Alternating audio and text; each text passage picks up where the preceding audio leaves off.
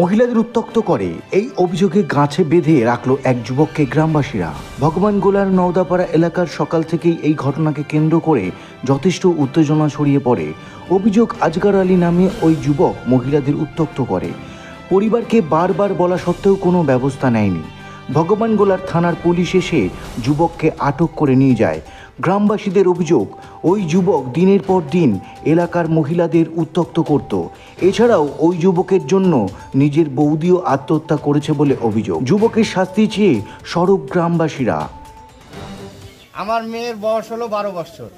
ওর সঙ্গে আরও সব জড়িত আছে, সব মাদ্রাসায় যায়, স্কুল থেকে এসে একদিন স্কুলে যেতে যেতে ছবি তুলে লাই পাশ থেকে, ঠিক আছে, ওটা হলো।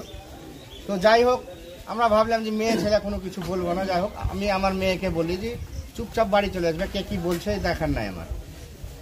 ও আবার এবার আমি আমার মেয়েকে বেরোতে দিই না বাড়ি থেকে, শুধু মাদ্রাসায় যাই।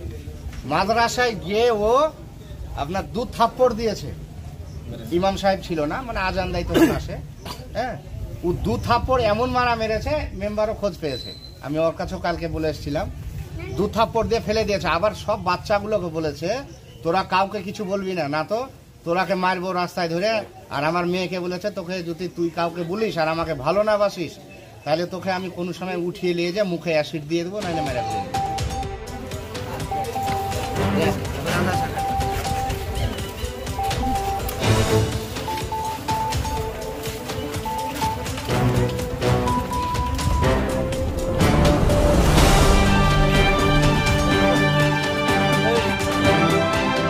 এই খবরন।